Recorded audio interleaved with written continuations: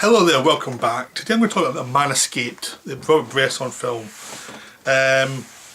This one is, it's hard to talk about Robert Bresson films, to be honest. I think it's a tricky one.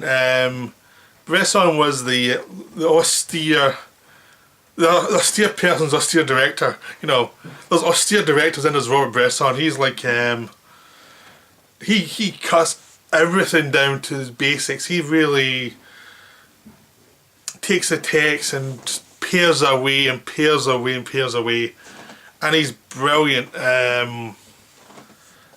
He's a lovely director, not sentimental at all, very focused on what he's doing, and it makes the films hard to talk about in a way, because it's like it's less is more type of thing, is his mantra. Now, I first saw Bresson films. I'd heard him for a while. Then was in the late 90s. There was a film comment did a two-parter talking about all his films in 2 parts and over 2 issues. So I bought them. There was also the Edinburgh Film Festival had a Bresson season in 1999, and I was luckily I had a friend who lived there at the time, so I just slept on his floor and went to see the films that were available and went to some of the events talking about the films. So I saw Michelle, I saw Balthazar, I think I saw Man Escaped there as well. I saw Pickpocket too. I saw quite a lot of the films at the Edinburgh Film Festival that year. I can't quite remember exactly which ones, but I think those 4 I definitely think I saw, but I could be wrong. It was almost 20 years ago.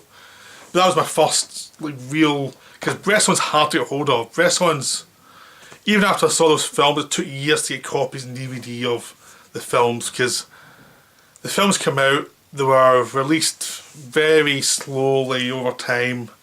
They're always expensive, you know, because Bresson films don't sell great. I mean, they're for the purists. They're not for everybody. The Man Escape's probably the one that's the easiest sell to people, because it's an escape from prison movie. But it's an escape from prison movie that his plot would take out like 10 minutes of most other escape from prison movies. It happens during the war, and the lead character Fontaine is a resistance fighter who get caught by the Nazis. He's put in jail and he's awaiting his sentence. And well, other people just sit and accept their fate. They're going to be here for a long time. There's no escaping. Some of them will get shot. Some of them might just left to rot for a while. No one's sure what's going to happen to them, but they're all just sitting waiting in these rooms. All you've got to do is sit in this room for like 23 hours a day. You just sit in this room, this hell, you're stuck in your own head by yourself. There's no entertainment, there's no nothing. You've just got a room, you've got a bucket. You know, you have a room and a bucket and a bed. And Fontaine is going to escape. Even if it costs him his life, he's going to escape. And that's it. Instead of, because it's limited to one guy in a room, you don't have there's no way you can have long speeches to people. So Bresson has voiceover, but the voiceover's does not meander on forever. It's just very basic. It's like, I saw the spoon, I got the spoon, and you see him stealing a spoon, sharpening it so he can use it for something. And you get very basic ideas of his thoughts. It's not elaborate. Also, within that setup, he has neighbours. So there's an old guy in the room next to him who's given up. His fate's his fate. He's too old. He knows he can't do anything. But every so often, Fontaine talks to him. He talks to a few people. In that 1 hour, he has,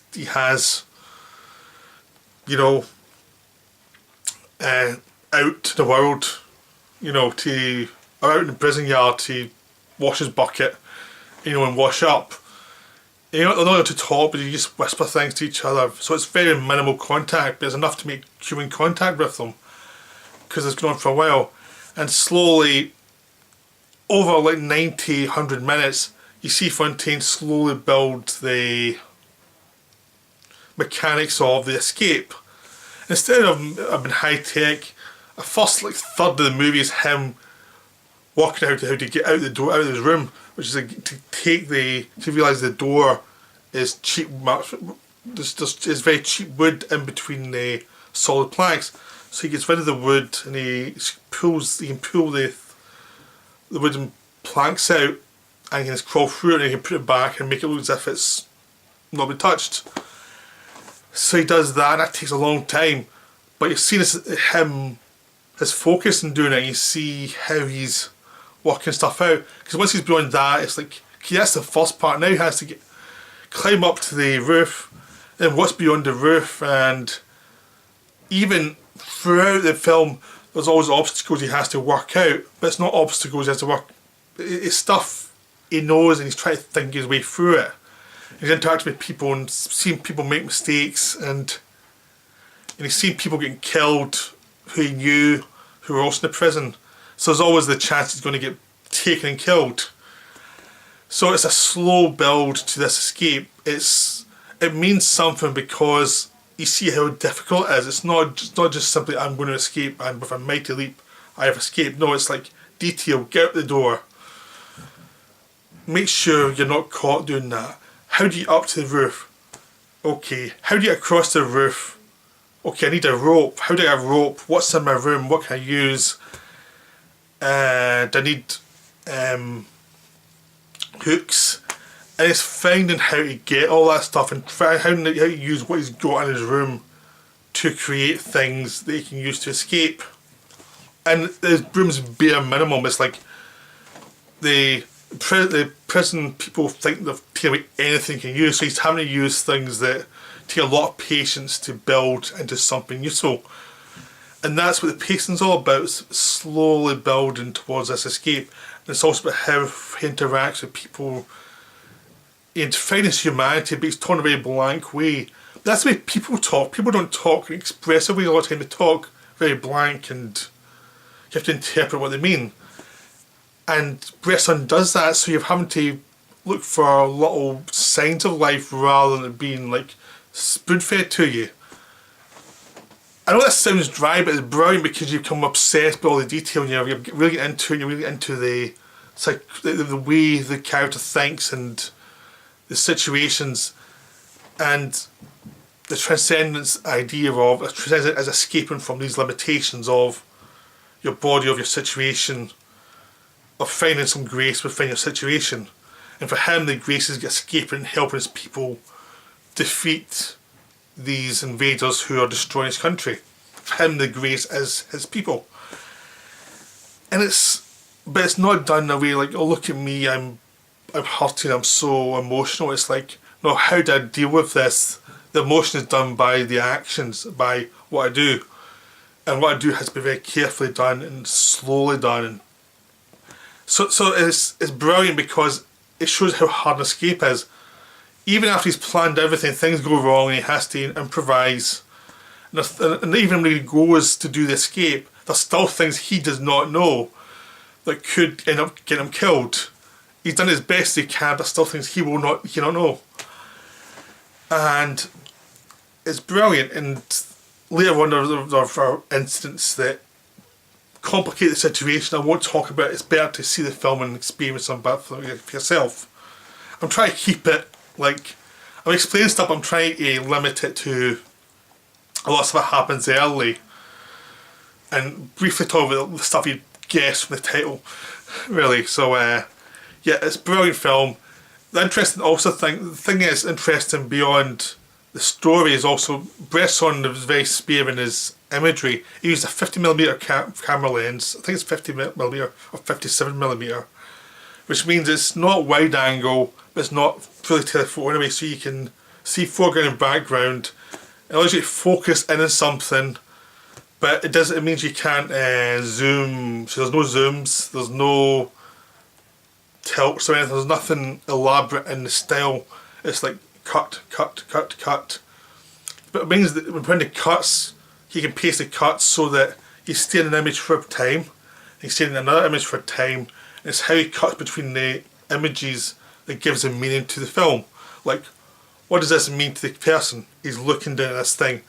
how long it takes for you to come back to him and then see what he's seeing tells you a lot about what he's thinking without any voiceover.